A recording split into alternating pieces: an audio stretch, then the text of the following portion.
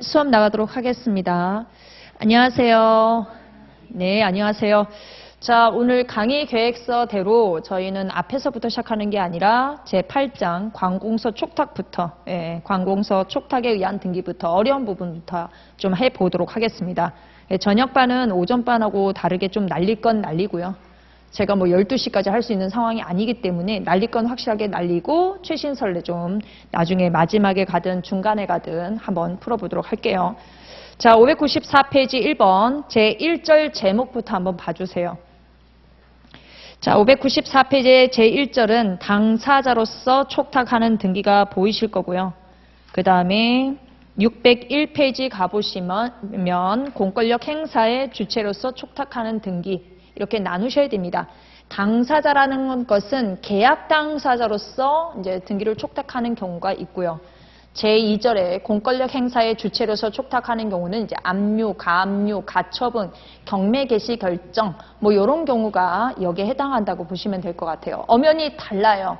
그래서 우리가 관악구청이 근처에 있죠. 관악구청도 저 부동산, 토지하고 건물에 대해서 거래 주체가 될 수 있죠.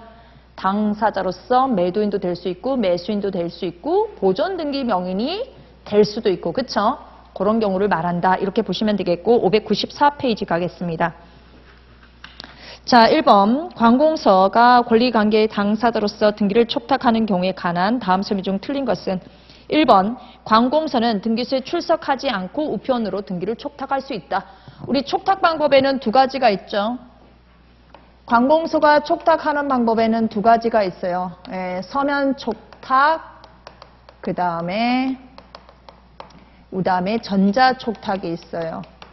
신청으로 따지면 이제 서면 촉탁 같은 경우는 방문 신청을 말하는 거고 전자 신청 이렇게 나눠지는데 촉탁에는 두 가지가 있습니다. 서면 촉탁은 무조건 방문이 원칙이에요. 이게 방문이 원칙입니다. 근데 예외적으로 관공서 촉탁은 우편으로도 가능하다는 게 예외예요. 예외. 우편으로도 가능합니다. 우리 그 당사자가 신청할 때는 우편으로 안 되죠. 당사자는 무조건 방문 신청을 해야 되는 거기 때문에 서면 촉탁일 땐 이렇게 된다는 거 봐주시고 그게 1번이에요. 2번 관공서가 등기 권리자로서 등기를 촉탁하는 경우 등기 의무자의 등기 필증 또는 등기 필 정보는 첨부할 필요가 없다. 자, 조문 가지고 계신 분들은 부동산 등기법 50조 2항 가주세요. 50조 2항.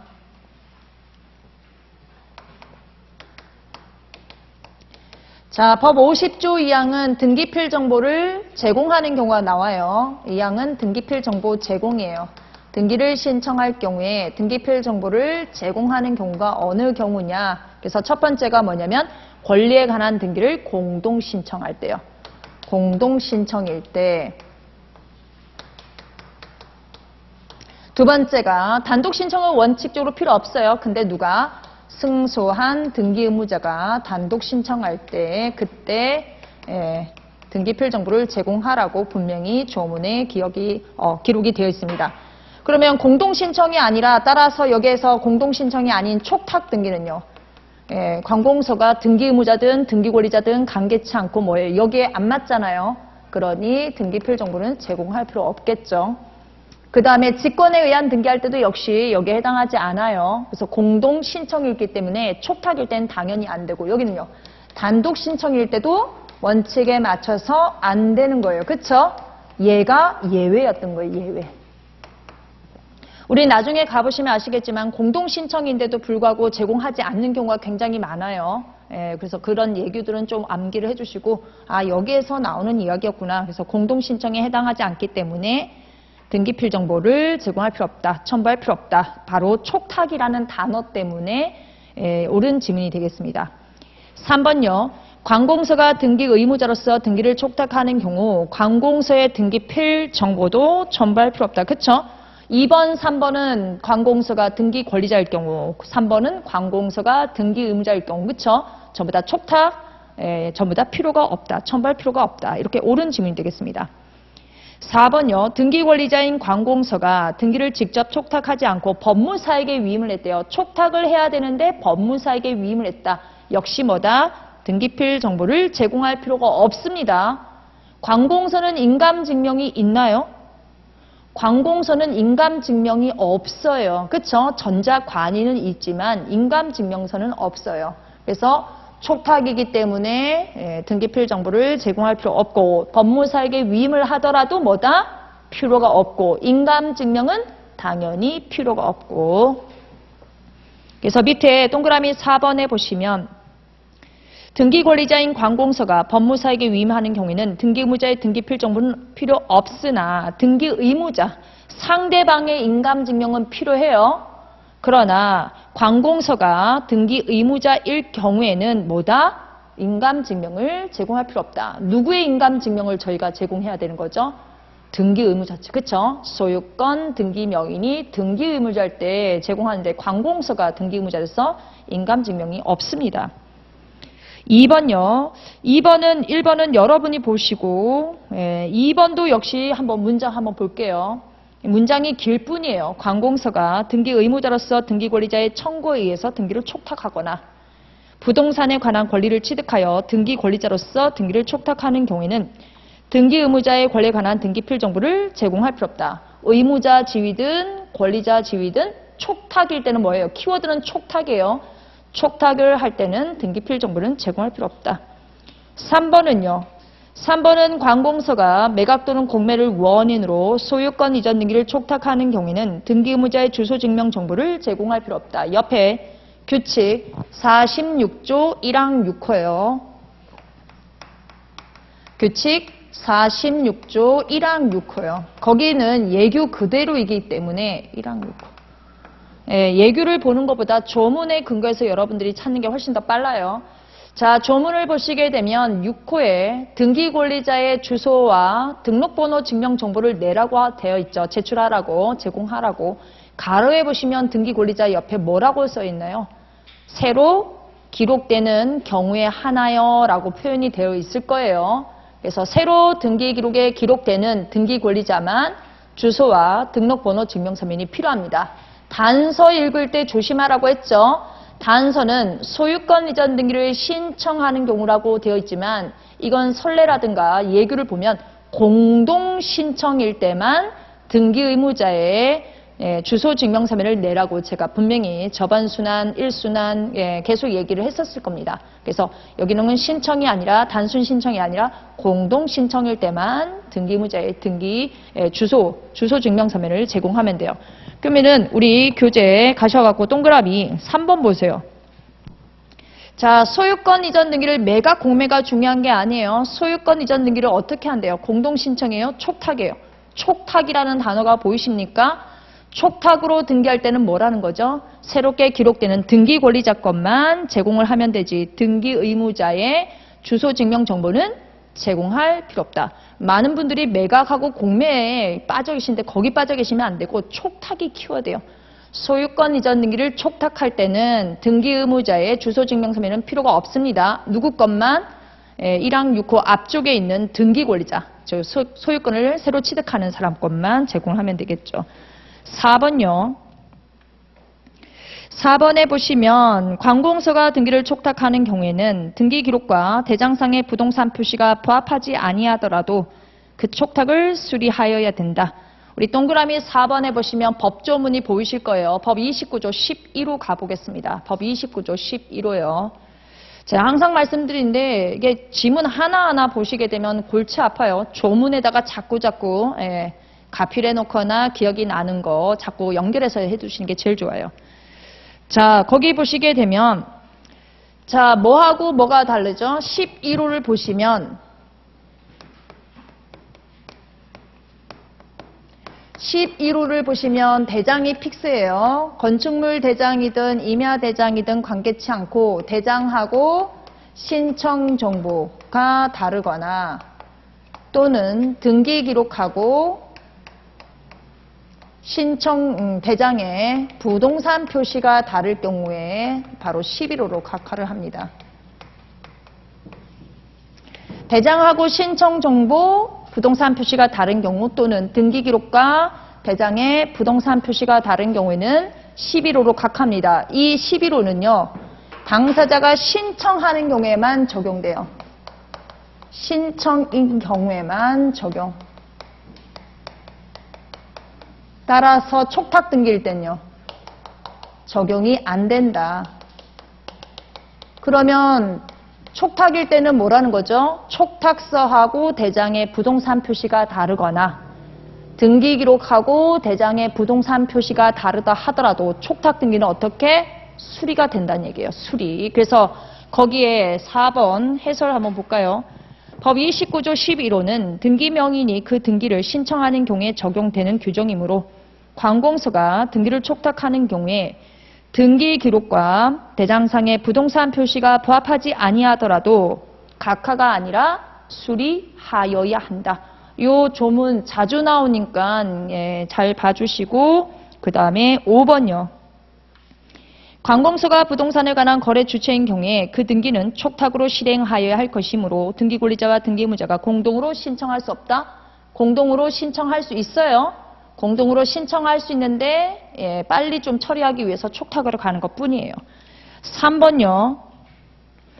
3번에 보시면 동그라미 1번 가죠. 지방자치단체의 조례에 의해서 설립된 지방공사는 그 사업과 관련된 등기를 촉탁으로 할 수 있다.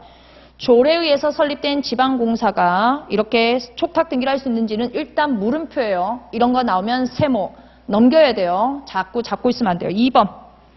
교육비 특별회계소관의 공유재산에 관해서 조례에 의해서 재산의 취득 처분의 권한이 소관청이 교육감으로부터 해당 교육장에 위임이 됐다. 자, 조례에 의해서 교육감에서 교육장에게 이 권한이 위임이 됐대요. 그럼 권한은 누가 행사하면 되는 거예요?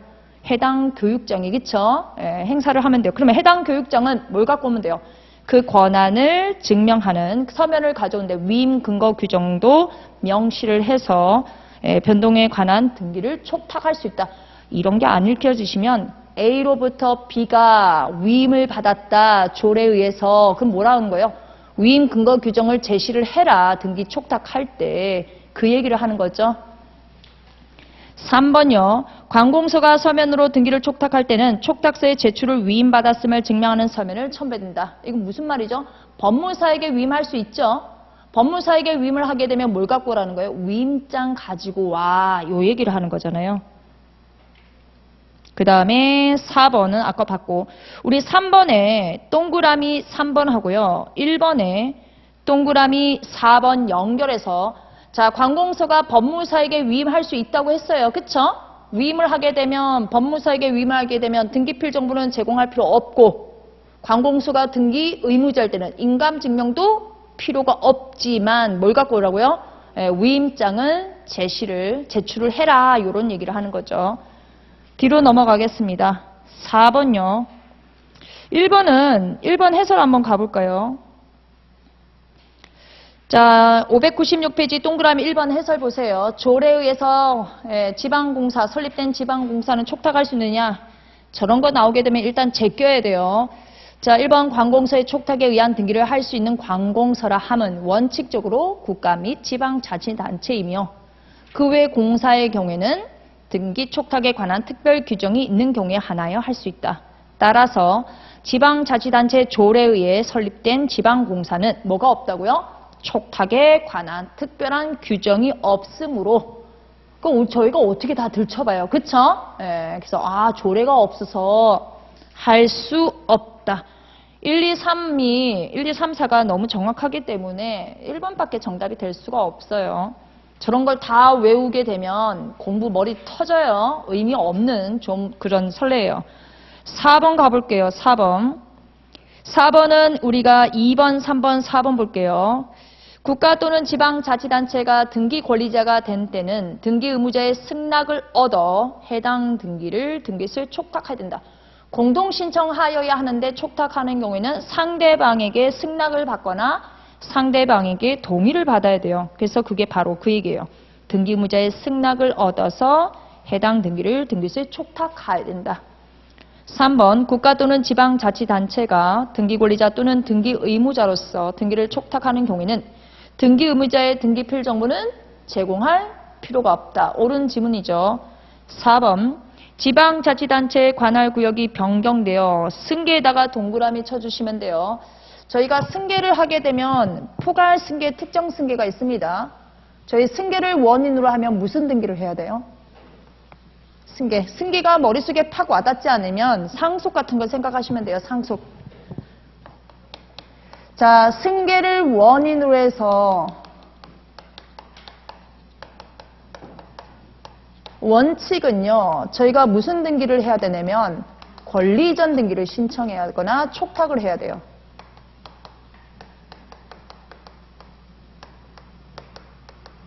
이게 원칙이에요. 승계를 원인으로 하여 원칙적으로는 권리 이전 등기 신청을 하거나 촉탁 등기를 해야 됩니다. 예외가 있어요. 예외.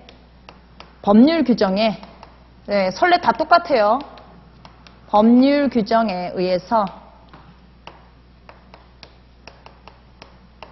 뭐뭐로 본다라는 간주 규정이 있어요. 뭐뭐로 본다라는 간주 규정이 있는 경우에는 그때는요. 등기 명의 표시 변경, 등기 명의인 표시 변경 등기를 촉탁을 하거나 신청을 해야 돼요.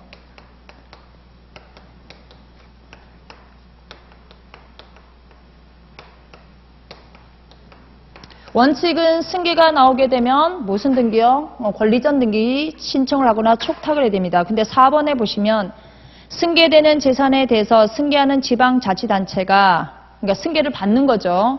관리청 변경 등기는 뭐예요? 관리청 변경 등기. 관리청 변경 등기는 바로 등기명의 표시 변경이에요.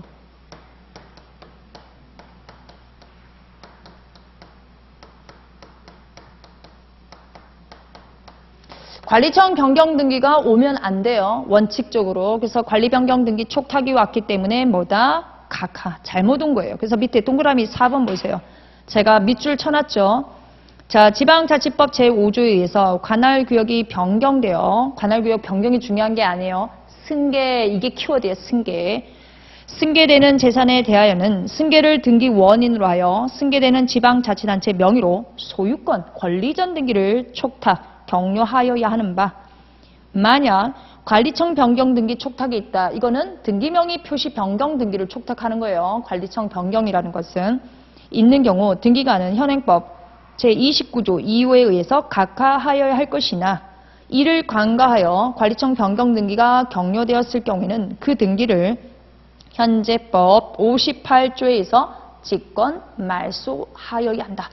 사건이 등기할 것이 잘못 온 거죠. 등기 종류가. 권리전 등기가 와야 되는데 등기명의 표시 변경 등기 촉탁이 왔기 때문에 각하다. 2호로 각하. 관가된 등기는 법 58조에 맞춰서 직권 말소 이렇게 되죠. 자, 5번 문제 갈게요. 5번 문제. 자, 관공서 촉탁에 의한 등기에 관련된 다음 서면 중 가장 옳지 않은 것. 1번 보죠. 1번. 관공서가 서면으로 등기 촉탁할 때 그 촉탁서의 제출을 법무사에게 위임할 수 있다. 그쵸? 이 경우에 촉탁서에 촉탁서 제출을 위임받았음을 증명하는 서면을 첨부해야 된다. 이게 바로 위임장을 말하는 거죠. 위임장.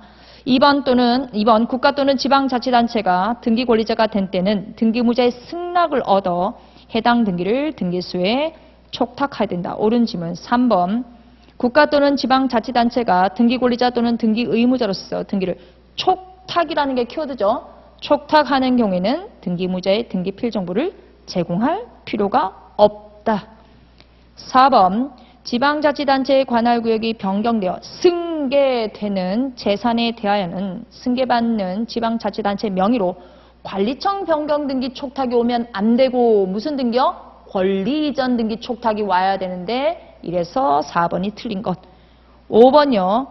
교육비 특별회계 소관의 공유재산에 관하여 조례에 의해서 그 재산의 취득 처분의 권한이 소관청인 교육감으로부터 교육장에게 위임이 되었다면 그 해당 교육장은 그 권한 위임의 근거 규정을 명시하여 소유권 변동에 관한 등기를 촉탁할 수 있다. 위임 근거 규정 써라 이 말을 하는 거예요. 6번 넘어가겠습니다. 6번. 6번은 1번은 여러분이 봐주시고 아까 제가 말씀드렸던 거 2번도 한번 봐주시고 3번 한번 볼게요. 매각 또는 공매 처분으로 원인으로 관공서가 소유권 이전 등기를 촉탁하는 경우에 이게 키워드죠. 촉탁하는 경우에는 등기무자의 주소 증명 정보를 제공할 필요가 없다. 그럼 등기 권리자 거는요. 소유권이 넘어가니까 등기 권리자의 주소 증명 서면은 필요하겠죠. 4번 이런 방법도 있구나. 관공서가 전자촉탁을 할 수 있는 등기 유형이라 하더라도 다량의 부동산에 관한 등기 촉탁으로서 전산정보처리조직에 의해서 송부가 불가능하거나 전산정보처리조직에 장애가 발생했다. 그러니까 전산으로 못한다는 얘기를 하는 거예요. 그럼 뭐 할 수 있다? 당연히 우편으로 촉탁하는 건 가능하겠죠. 7번요. 7번은 저희가 1번 한번 보고요. 1번 그 다음에 볼게. 1번 하나 보면 될 것 같아요. 나머지는 제가 다 했으니까 여러분이 볼 수 있고 1번 한번 보죠. 국가 또는 지방자치단체가 아닌 공사 등은 등기 촉탁에 관한 특별 규정이 있는 경우에 하나여 등기 촉탁을 할 수 있는데 지방공기업법 규정에 따른 지방자치단체 조례에 의해서 설립된 지방공사는 그 사업과 관련된 등기를 촉탁할 수 없다. 우리 법무사 지문에서 한번 나왔던 거죠. 조례에 의해서 설립된 지방공사는 촉탁할 수 없다. 나머지는 됐고요. 8번 한번 보러 갈게요. 8번. 8번은 1번, 그 다음에 3번 체크하겠습니다. 1번, 3번. 자, 1번 관공서가 등기를 촉탁하는 경우로서 소속 공무원이 직접 등기소에 출석하여 촉탁서를 제출할 때 소속 공무원이 간대요. 그럼 공무원은 뭘 갖고 오면 돼요? 공무원증. 예, 그 소속 공무원임을 확인할 수 있는 신분증명서, 즉 공무원증을 제시하여야 한다. 옳은 지문이에요.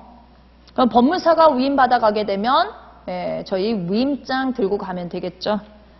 그 다음에 2번은 여러분이 보시고 3번요.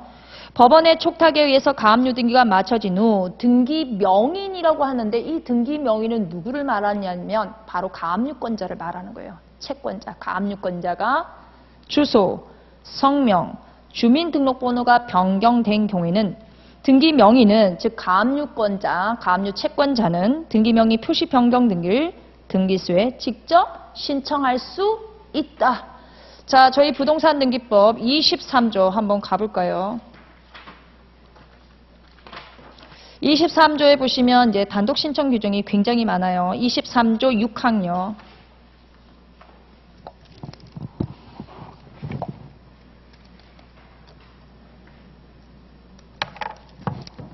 자, 23조 6항에 보시면 등기명 표시, 등기명인 표시의 변경이나 경정 등기는 해당 권리 등기 명인이 단독으로 신청한다. 이렇게 됐습니다.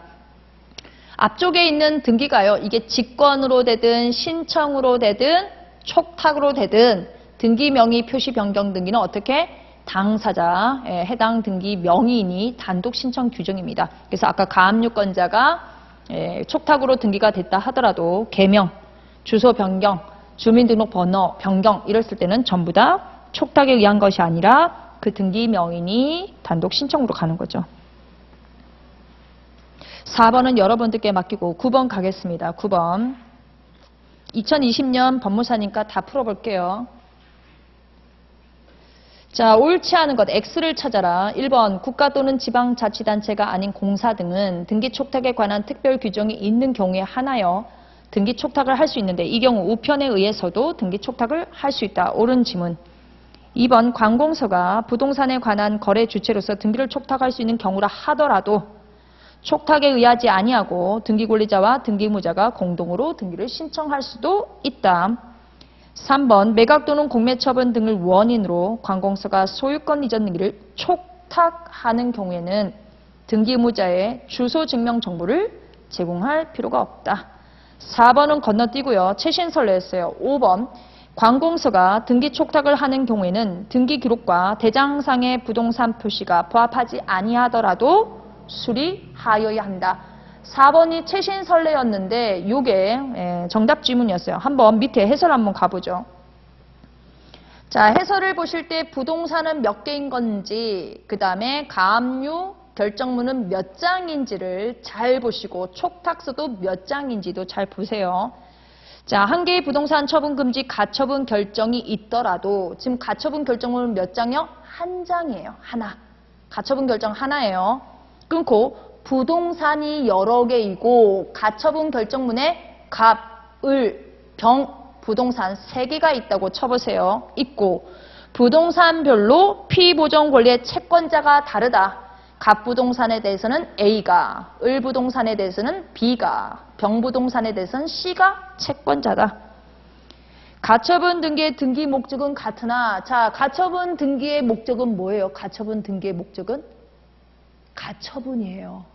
네, 가처분의 등기 목적은 가처분이에요. 근데 뭐가 다르대요?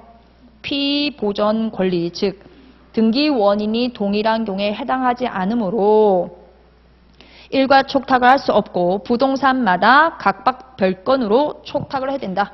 그러면 채권자가 다르대요. 가처분 결정은 하나래요. 가처분 결정은.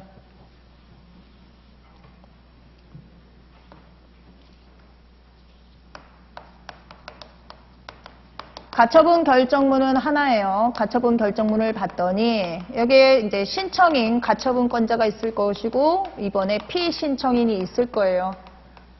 피신청인이 만일에 D라고 하더라도 부동산에 갑부동산, 을부동산,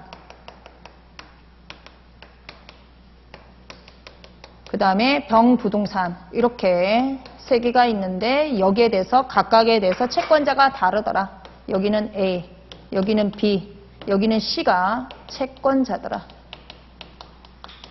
그러면 등기 목적은 가처분 맞아요. 그런데 이럴 때 촉탁서 몇 장 갖고 오라는 거예요? 3장. 3장 만들어 오라는 거예요. 책삭서를. 여기도 촉탁서 3장. 뭐가 다르기 때문에? 이거는 부동산 자체도 소유자도 다르잖아요. 그쵸? 예, 부동산 소유자도 달라요. 그리고 채권자도 또 다르기 때문에 예, 그래서 이걸 못한다는 거예요. 자, 우리 부동산 등기법 25조 좀 가보실래요? 25조. 25조 가보시면 일괄 신청, 예, 거기에 보시면 자, 우리 일괄 신청과 관련해서는 25조하고 굉장히 연관이 있는데 25조 좀 볼게요. 신청 정보의 제공, 등기 신청은 한 건당 한 개의 부동산에 관한 신청 정보를 제공하는 방법으로 하여야 한다. 다만 등기 목적과 등기 원인이 동일하거나 그 밖에 대법원 규칙으로 정하는 경우에는 같은 등기소 관할 내에 있는 여러 개의 부동산에 관한 신청 정보를 일괄하여 제공하는 방법을 한다. 거기 단서 부분은 이렇게 나누시면 돼요. 요건이 갖춰져야 돼요. 등기 목적과 등기 원인이 동일하고 AND예요. 두 번째가 같은 관할이어야 돼요. 이 두 가지 1번, 2번 요건을 갖추어야 일괄 신청, 일괄 촉탁을 할 수 있어요. 근데 앞에서 뭐예요? 등기 목적은 뭐라고 했어요, 저희가? 가처분. 등기 원인은 왜 다르다고 했어요? 채권자가, 그쵸? 피보전 권리, 채권자가 다 다르기 때문에, 피보전 권리가 다르기 때문에, 이거는 소유권 이전일 수도 있고, 이거 근저당 말소일 수도 있고, 그쵸? 예, 요렇게 할 수 있어요. 가등기 가처분일 수도 있고, 그쵸? 예, 가등기 말소된 가처분일 수도 있잖아요. 그래서 그게 다 다르기 때문에 뭐다? 이게 달라서 이 요건에 충족을 못해서 일괄 촉탁이 아니라 촉탁서 몇 개, 부동산 개수만큼 가야 되는 거다. 그렇게 봐주시면 되겠고, 이거 나오자마자 바로 그 다음에 나왔어요. 거기 보시면 선례가 2019년 6월달 14번째 선례였거든요. 그 다음 해가 2020년이니까 바로 다음 해가 나온 거예요.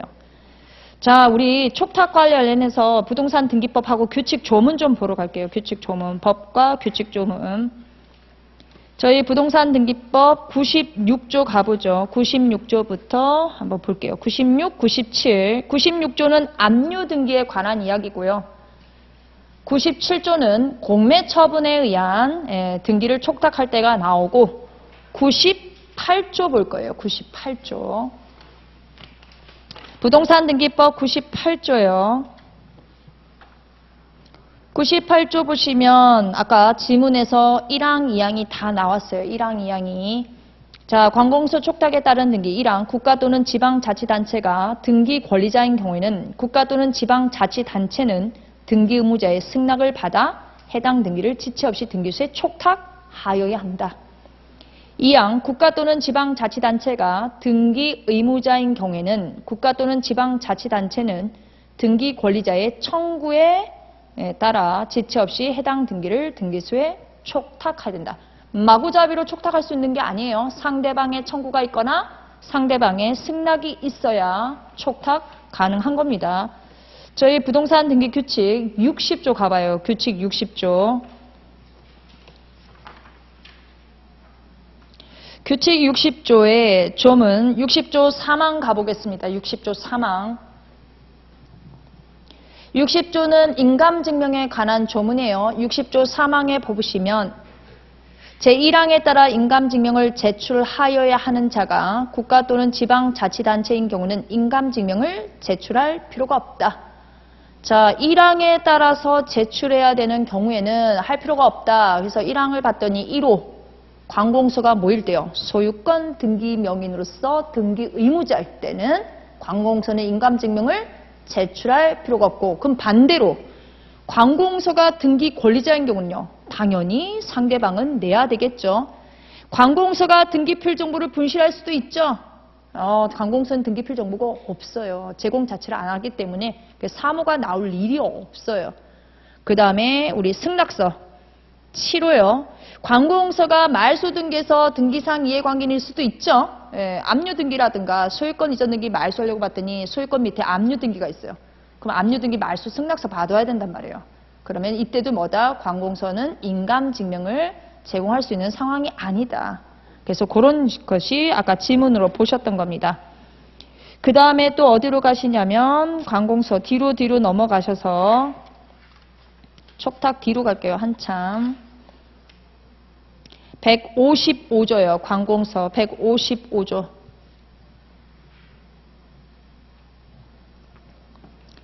155조 보시면 등기 촉탁서 제출 방법이 나오죠. 촉탁에는 두 가지가 있다고 말씀드렸어요. 서면 촉탁과 전자 촉탁인데 155조는 서면 촉탁에 대해서 얘기를 하고 있는 겁니다. 155조는. 자, 1항 관공서가 촉탁 정보 및 첨부 정보를 적은 서면을 제출하는 방법으로 등기를 촉탁하는 경우에는 우편으로 그 촉탁서를 제출할 수가 있다. 2항 관공서가 등기를 촉탁하는 경우로서 소속 공무원이 직접 등기소에 출석하여 촉탁서를 제출할 때는 그 소속 공무원임을 확인할 수 있는 신분증명서를 제시하여야 한다. 법무사에게 위임을 하면요, 그때는 당연히 무임장이 되겠죠. 그렇게 단계별로 보시고 156, 157조는 나중에 보도록 하겠습니다. 자, 교재 다시 가죠. 601페이지요. 그리고 부동산 등기법 96조 펴주시기 바랍니다. 법 96조요. 일단 96조부터 먼저 볼게요. 체납 압류 등기는 우리가 지방세 체납도 있겠지만 국세 체납도 있죠. 지방세 압류도 있고 그 다음에 국세 체납 압류도 있어요. 그래서 압류를 보면 96조에 관공서가 등기 명인을 가름하여 촉탁할 수 있는 등기 이렇게 됐는데 뒤로 한번 조문 보죠. 관공서가 체납 처분으로 인한 압류 등기를 촉탁하는 경우에는 분명히 조문에서 압류 등기를 촉탁하는 경우에는 이렇게 해놨어요. 등기명인 그 상속인 그 밖에 포괄 승계인을 가름하여 부동산 표시, 등기명의 표시 변경, 경정, 상속 그 밖에 포괄 승계로 인한 권리전 등기를 함께 촉탁할 수 있다.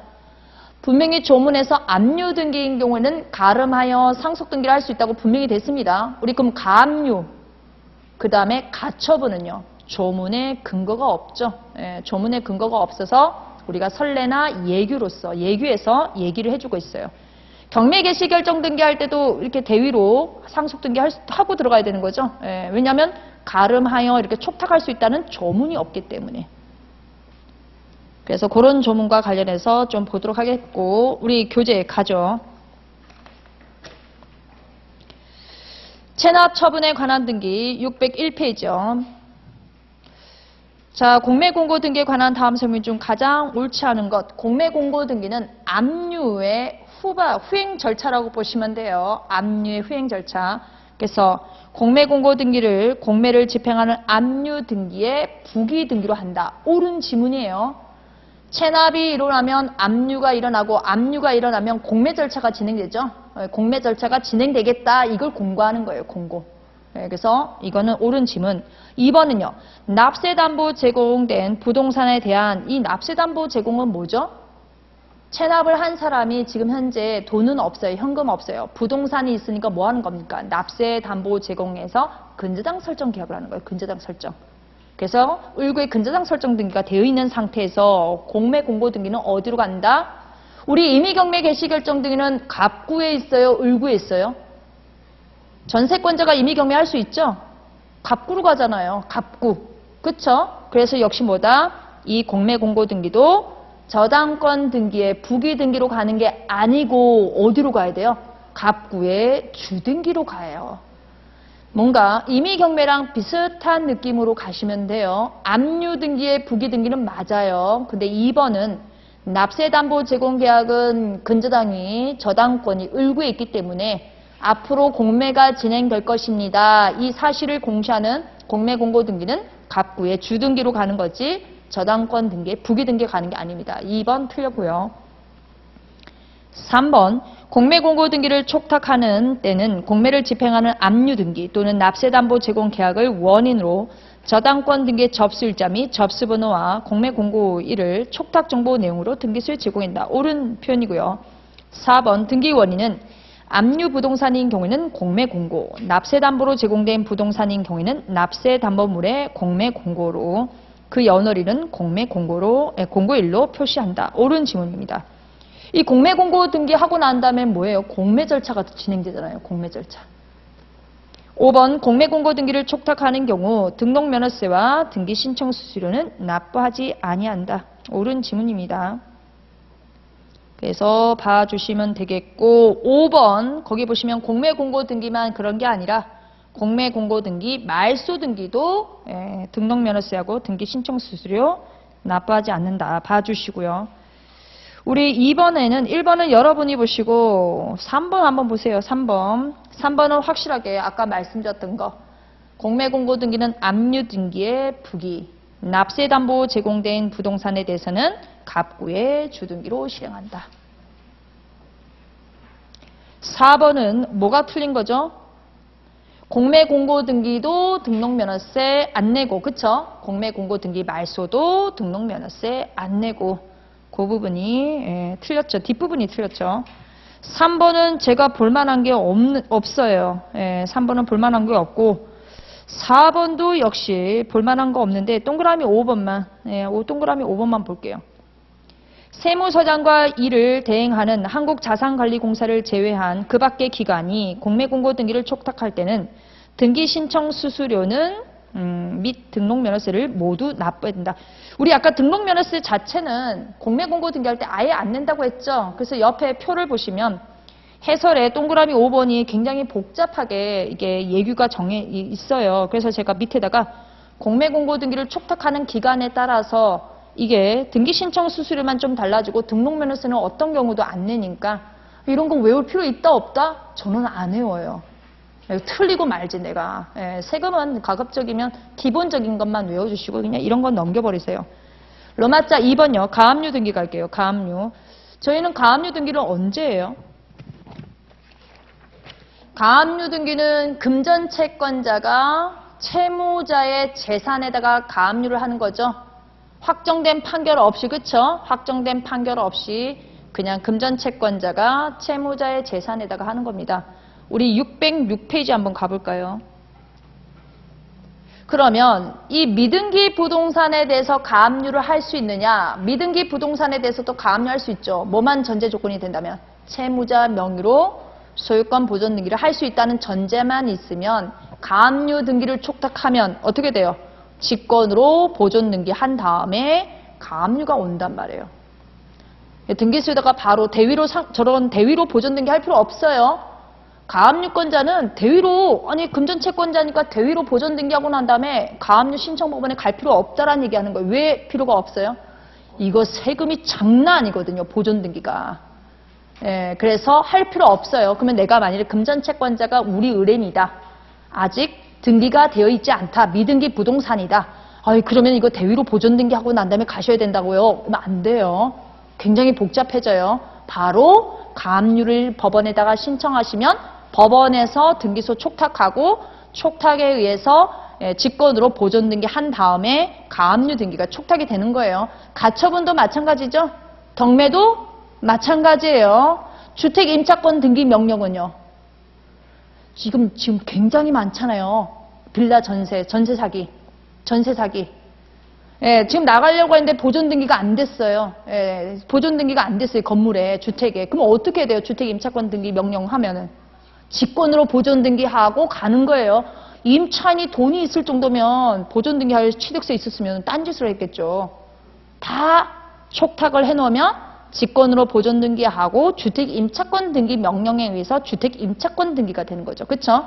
우리 의뢰인이 누군지에 따라서 대위로 보존등기하고 갈 거냐, 직권으로 보존등기할 상황을 만들 것이냐 잘 생각을 해보세요.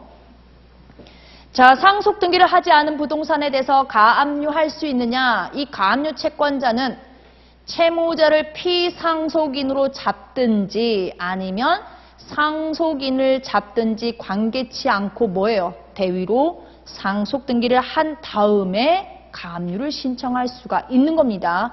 왜 그래요? 금전채권은 어떻게 되죠? 바로 상속이 가능한 거죠.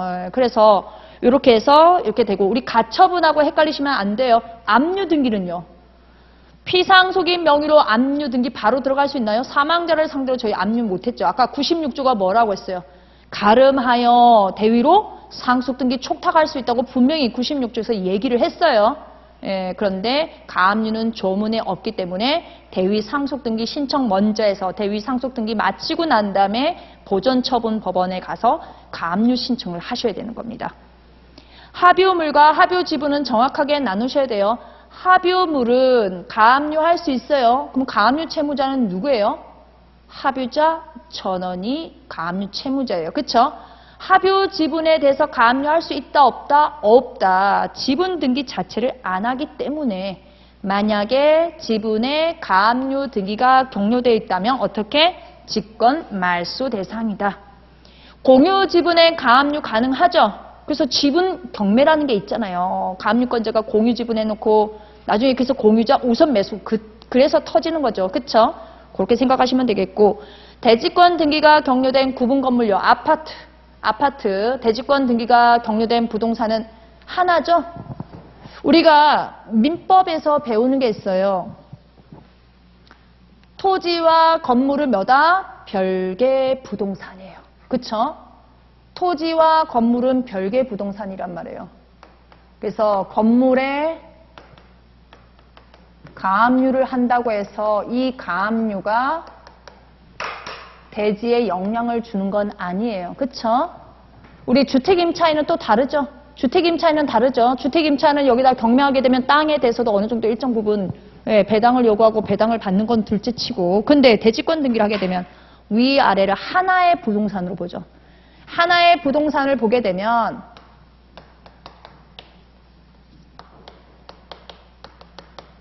이거는 하나의 부동산이에요. 분리가 안 돼요. 그렇죠? 대지권 등기가 돼 있기 때문에 여기에 대해서 가압류를 치면 이 호실에 있는 이 사람이 가지고 있는 땅 지분도 뭐예요? 이 지분에도 가압류 영향이 미치는 거잖아요. 그렇죠? 그래서 토지와 건물은 별개 부동산일 때는 건물에 대해서 가압류하고 토지에만 가압류하는 건 가능하지만 이렇게 구분 대지권 등기가 격려된 것은 하나의 부동산으로 봐서 건물만, 토지만 이렇게 가압류 못하죠. 만일에 하려면 어떻게 해야 돼요? 이 대지권 등기 말소하고, 그렇죠? 말소하지 않은 이상은 안 되죠. 그래서 대지권 등기가 격려된 구분 건물에 대해서 건물만, 토지만에 대해서 가압류할 수 없다. 가등기된 청구권은 뭐예요? 가등기는 두 가지가 있어요. 저희가 가등기는 두 가지가 있어요. 등기 청구권을 보존하기 위한 가등기가 있고, 담보 가등기가 있고.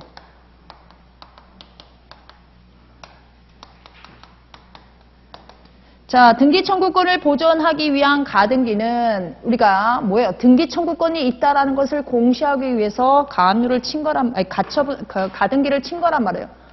여기다가 가압류를 때리면 이렇게 등기가 되는 거예요. 어떻게 등기가 되냐면 순위번호 1번으로 소유권 이전 등기 소유자 갑이 있고, 여기에 대해서 순위번호 2번으로 소유권, 가등기는 정확하게 등기 목적 기억해 주셔야 돼요. 소유권 이전 청구권 가등기 A가 있더라. 이 등기 청구권에다가 가압류를 치면 2-1번, 2번 소유권 이전 등기, 뭐 약식으로 치면 소유권 이전 청구권 가압류, 이렇게 등기가 되는 거예요. 그래서 요 가등기에 대한 가압류는 가능합니다. 그 다음에 그래서 소유권 이전 청구권이 가등기 형태로 등기된 경우 부기 등기로 가압류 등기할 수가 있다. 그러면 여기에 대해서 가처분도 가능하죠. 네, 소유권 이전 등기 청구권에 대해서 가처분. 이거 뭐예요 이거? 채권, 가압류. 채권에 대해서도 경매 들어갈 수 있죠. 네, 압류 전부 명령할 수 있잖아요. 가압류 쳐놓고 나중에 압류 들어가고 전부 명령하면 소유권 이전 등기, 가등기 이전 등기로 올 수 있잖아요. 이게 채권 가압류잖아요. 채권 가압류. 저당권이 있는 채권 가압류는 뭘 말하는 거죠? 저당권은 항상 전제 조건이 피담보 채권이 있어야 돼요. 피담보 채권에 가압류를 하게 되면 항상 피담보 채권과 함께 다니는 뭐가 저당권에 영향을 주는 거예요. 근데 저당권이 어떻게? 등기 기록에 공시가 되어 있기 때문에 저당권 밑에 부기 등기로 가압류가 경류가 되는 겁니다. 전세권 자체도 가압류할 수 있죠. 전세권은 두 가지로 나눠야 돼요. 전세권이 존속 중일 때는 전세권 자체, 즉 우리 민사집행에서 배우는 그 밖의 재산권에 대한 가압류가 가능한 것이고, 전세권이 소멸을 하게 되면 뭐예요? 전세금 반환 채권에 가압류를 하는 거예요. 그래서 그 표현이 전세권 자체의 가압류, 전세권이 있는 채권에 대한 가압류 이런 표현으로 등기법에서 법원 실무제에서 얘기하고 있으니까 보시고, 등기된 임차권이에요. 임차권 자체에 가압류할 필요 있다 없다? 임차권이 뭐라고 가압류를 해요? 임차권은요, 가압류 의미가 없어요. 임차인에 대해서 돈을 빌려준 사람은 어디다가 가압류합니까? 임차 보증금 반환 채권에다가 가압류를 하는 거지 임차권 자체다 하지 않아요. 근데 앞쪽에 키워드가 뭐냐면 등기된 요게 키워드예요. 임차권 자체는 가압류할 필요 없어요. 실무상 실익이 없어요. 근데 앞쪽에 등기된 요것 때문에 임차권에다가 가압류도 해도 괜찮다. 부동산 처분 금지 가처분 권리부 채권. 채권의 가압류인데 이 채권이 무슨 형태로요? 가처분이라는 형태로 등기가 되어 있답니다. 그러면 가처분 밑에 부기 등기로 이 가처분에 대해서 가압류할 수 있냐? X 안 된다는 거예요. 안 된다. 어차피 처분 금지 가처분은 금전 채권자가 아니죠. 이 금전 아니잖아요. 그렇죠? 그리고 가압류권자는 어차피 금전이긴 하지만 아무튼 안 돼요. 앞쪽에 우리 1번부터 한번 풀어보죠. 그래서 일단 뭐 필요한 것부터 먼저 했어요. 1번 문제 갈게요. 1번 문제. 자, 다음 설명 중 가압류 가처분에 관한 등기에 대한 것이다. 옳은 것은 1번 합유 지분에 대한 가압류 촉탁은 부동산 등기법 29조 이후에 사건이 등기할 것이 아닌 때에 해당하나 합유 지분에 대하여 이미 마쳐진 등기는 직권 말소 대상이다. 그렇죠? 사건이 등기할 것이 아니면 뭐예요? 2호 강과된 등기 이유는 뭐예요? 법 58조에서 직권 말소. 법 58조 한번 가보죠.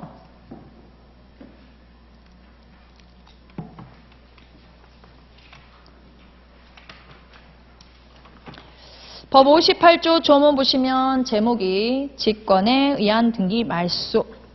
1항 등기관이 등기를 마친 후 그 등기가 제29조 1호 또는 2호, 즉 관할이 잘못됐을 때 사건이 등기할 것이 아닌 경우에 해당하는 것임을 발견하였을 때는 등기권리자, 등기의무자와 등기사항 이해에 관계는 제3자에게 1개월 이내의 기간을 정하여 그 기간에 이 일을 진술하지 아니하면 등기를 말소한다는 뜻을 통제한다.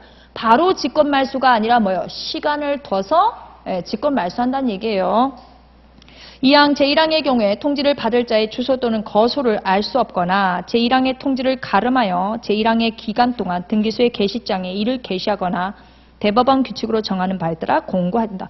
뭐 통지할 수도 있고 통지가 안 되면 게시도 할 수가 있고 공고도 할 수 있다. 이게 방법이 세 가지라는 거죠. 통지, 게시, 공고 세 가지 방법으로 전달을 하겠다 이 말이죠. 3항 등기관은 제1항의 말소에 관해서 이를 진술한 자가 있으면 그 이에 대해서 결정을 하여야 한다. 4항 등기관은 제1항의 기간 이내에 이를 진술한 자가 없거나 이를 각하한 경우에는 그때서야 제1항의 등기를 직권으로 말소해야 된다. 결과적으로는 바로 직권 말소가 아니다. 지체 없이 직권 말소가 아니라는 거죠. 자, 그 다음에 2번 가봐요. 2번.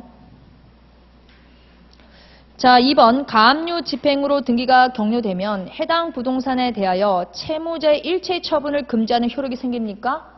일체가 아니라 일체는 맞죠. 예, 그렇지만 이 경우에 가압류 등기 후 처분 행위를 하였다면 그 처분 행위가 절대적으로 무효가 아니라 뭐예요? 상대적 무효. 우리 공부하면서 절대적 무효 몇 번 안 나오죠? 예, 절대적 무효 많이 안 나와요. 3번 대지권 등기한 구분 건물의 경우에 그 건물 또는 토지만에 대한 가압류 등기를 할 수 없다. 3번 틀렸고 4번 가처분 채무자가 법원으로부터 가처분 취소 결정을 받은 경우 그 결정에 의해서 직접 등기소에 말소 신청할 수 있나요? 가처분 말소는 뭐 어떻게 해요? 촉탁 말소가 원칙이죠. 그래서 틀렸고 5번 가등기에 기한 본등기 절차 이행을 금지하는 취지의 가처분은 등기사항이 아니어서 허용되지 않는다. 옳은 지문. 2번요. 2번에 1번요. 가압류 등기에 가압류는 뭐가 등기 기록에 기록이 된다는 거예요? 아까 제가 가압류는 뭐라고 했어요? 금전 채권자이기 때문에 금전에 청구 금액이 등기가 돼 있어요. 가처분은요. 비금전 채권이기 때문에 금전이 표시가 돼 있는 게 아니라 피보정 권리가 뭐냐? 건물 철거 청구권이 있냐? 토지 거래 허가를 받아달라는 거냐? 그게 달라지잖아요. 그쵸? 그런 것들 잘 생각해 보시면 되겠고 그래서 1번에 보시면 청구 금액을 잘못 기재하여 이를 경정하는 경우에 후순위 저당권자의 승낙서 이에 대항할 수 있는 재판서 등본을 첨부할 필요가 없다. 우리 등기법에서 이제 청구 금액이 들락날락하는 것은 전세권, 근저당권, 가압류예요. 전세권과 근저당은 우선 변제권이 있기 때문에 증액을 하거나 감액을 할 때 등기상 이해관계인이 나오지만 가압류는요. 우선 변제권이 없어요. 그래서 이거 경매했을 때도 뭐예요? 배당금을 직접 주는 게 아니라 공탁을 걸잖아요. 우선 변제권이 없기 때문에. 승소하거든 와라. 그쵸? 그래서 이것은 승낙서를 제공할 필요 없습니다. 2번 상속 등기를 하지 아니한 부동산에 대해서 가압류 결정이 있을 때 가압류 채권자는 그 기입 등기 촉탁 이전에 먼저 대위에서 상속 등기를 마치고 가야 되는 거예요. 맞아요. 3번 봐주셨고 4번 보죠. 자, 4번을 보시면 소유권 이전 등기 말소 청구권을 피보정 권리로 하는 처분금지 가처분이 기입된 후에 본안 소송에서 소유권 이전 등기 절차를 이행하라는 조정이 성립되어 가처분 권리자가 위 조정에 의해서 소유권 이전 등기를 신청했다. 자, 첫 번째 줄 보시면 지금 가처분 채권자는 피보정 권리가 뭐예요? 말소예요. 말소. 그쵸? 근데 소송은 뭐 받았어요? 이전 등기 절차를 이행하라. 그러면 가처분 채권자가 말소 등기를 신청한 게 아니라 이전 등기를 신청했다. 그랬을 때 청구 기초의 동일성이 인정된다면 꼭 말소만이 원상회복 방법이 아니죠. 이전 등기 할 수 있어요. 그럴 때도 역시 뭐다? 가처분 등기 그 다음이 키워드예요. 가처분 등기 이후에 격려된 가압류 등기는 어떻게? 말소 신청할 수 있다. 저희 부동산 등기법 94조 1항 가볼까요? 94조 1항. 94조 1항은 가처분에 관한 거죠. 94조 1항 보세요. 94조 1항. 자, 1항, 2항, 3항에 보시면 1항은요. 앞쪽에 문장이 굉장히 긴데 딱 하나만 중심을 잡으면 돼요. 94조 제목 봐주시고요. 94조 가처분 등기 이후에 등기 등의 말소 1항 민사집행법 제305조 제3항에 따라 권리 이전 말소 설정 등기 청구권을 보존하기 위한 처분금지 가처분이 된 후에 가처분 채권자가 가처분 채무자를 등기 의무자로 하여 권리의 이전 말소 설정 등기를 신청하는 경우에는 그 다음이 키워드예요. 대법원 규칙으로 정하는 바에 따라 그 다음이 키워드죠. 가처분 이후에 된 등기로서 가처분 채권자의 권리를 침해하는 등기를 어떻게? 단독 신청 말소. 이것이 청구기초 동일성으로 말소가 피부정 권리라고 하더라도 뭐다? 이전 등기 신청할 때는 가처분 이후의 등기는 어떻게? 가처분 채권자가 단독 신청 말소라는 거예요. 2항은요.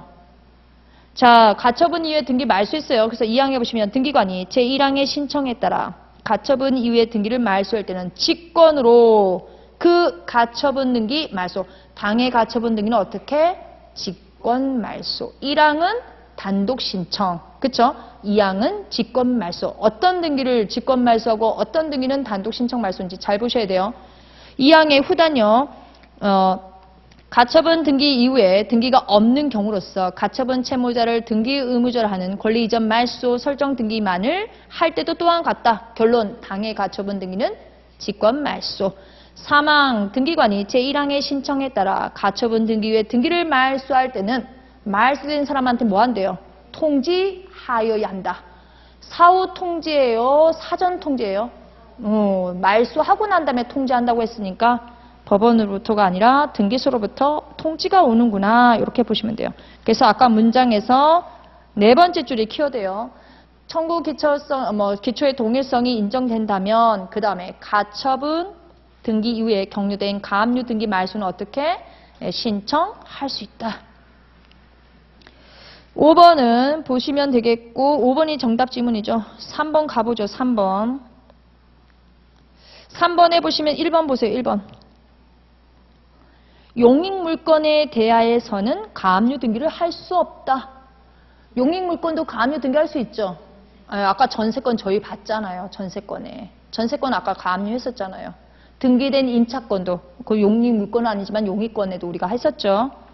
2번 상속 등기를 하지 않은 부동산에 대해서 상속인을 상대로 가압류 결정이 있었을 때는 상속 등기와 가압류 등기를 함께 촉탁한다?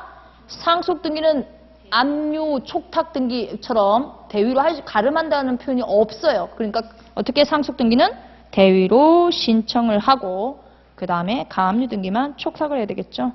그래서 2번 틀렸고 3번 채권자가 선정 당사자인 경우는 선정 당사자만 쓰면 안 돼요. 선정 당사자는 뭐예요? 무리가 사람이 많으니까 대표 선수 한두 명 뽑아 놓은 거예요. 그럼 뭐예요? 전부 다 전원을 표시해야 되는 겁니다. 채권자 전부를 표시해야지 선정 당사자만 표현하면 안 돼요.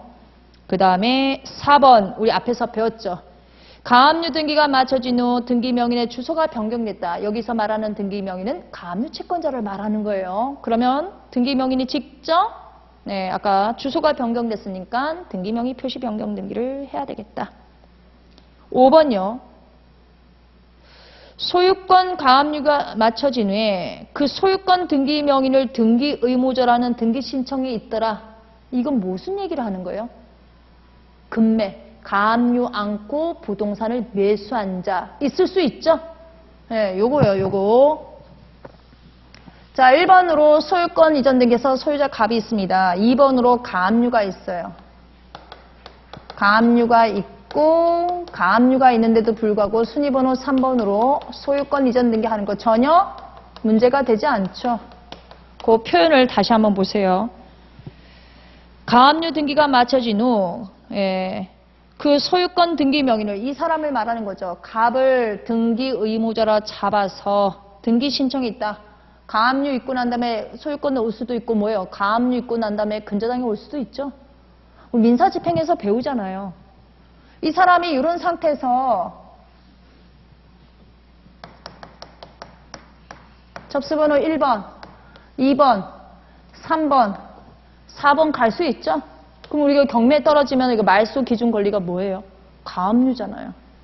가압류에서 배당 공탁, 얘는 배당 주고 남는 거 있으면 얘 주고, 그쵸? 그렇게 간 거랑 똑같잖아요. 얘를 등기 의무자로 해서 가압류 위에 소유권, 가압류 이후에 근저당 설정하는 거 전혀 문제되지 않죠.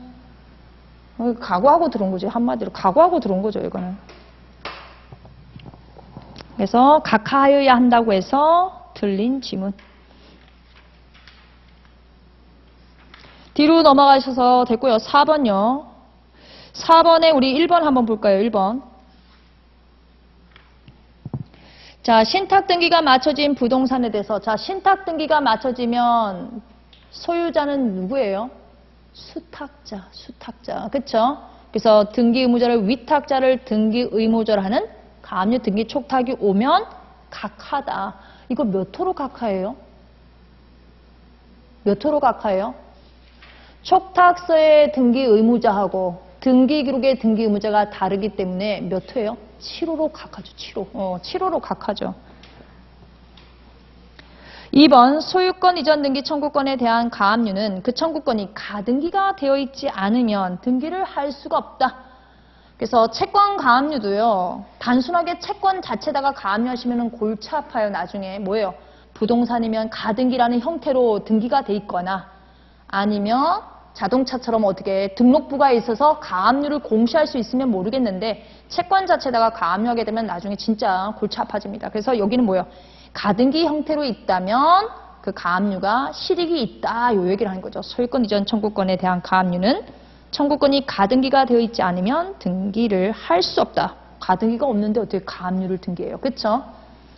3번 가압류가 본압류로 이행되어 강제 경매 절차가 진행 중인 상태에서 가압류 등기만에 관하여 말소 촉탁이 있는 경우 그 등기관은 그 촉탁을 각하하여야 한다. 옳은 지문이죠. 이게 이제 공탁하고 엮이죠. 막 가압류 해방 공탁을 하고 어쩌고 저쩌고 뭐 그런 얘기를 다 엮이는 거죠. 각하 맞다. 아까 4번은 됐고요. 5번 가압류 등기는 법원의 말소 촉탁에 의하여서만 말소할 수 있으므로 등기관의 직권으로 가압류 말소 등기를 할 수 있는 경우는 없다? 있죠. 직권으로 가압류 말소할 수 있는 경우가 어떤 거 있어요? 첫 번째 본등기, 가등기에 기한 본등기 사이에 껴있던 가압류, 수용 등기에서 그쵸? 수용 등기 뭐 이렇게 직권 말소할 수 있어요. 아까 합유 지분에 가압류하면 어떻게 됐어요? 직권 말소, 그쵸? 간과된 등기, 직권 말소 이런 거 있었어요. 꼭 말소 촉탁만 있는 게 아니라 신청 말소도 가능하고 예외적으로 신청 말소, 직권 말소도 다 가능합니다. 5번까지 풀고 잠깐 쉴게요. 자, 옳은 것을 찾아라. 1번 아까 봤던 거고 2번 보죠. 가압류 등기는 가압류 청구 금액과 그 이자를 기록한다. 이자를 합쳐서 청구 금액에다 다 집어넣는 거죠. 그쵸? 청구 금액에다가 이자 플러스가 아니라 청구 금액 자체가 가압류 신청 당시에 그 금액 원금에다가 이자 다 뭉쳐진 거죠. 그 다음 됐고 4번 여러분이 보시면 될 것 같고 저희 잠깐 쉬었다가 6번부터 풀도록 하겠습니다.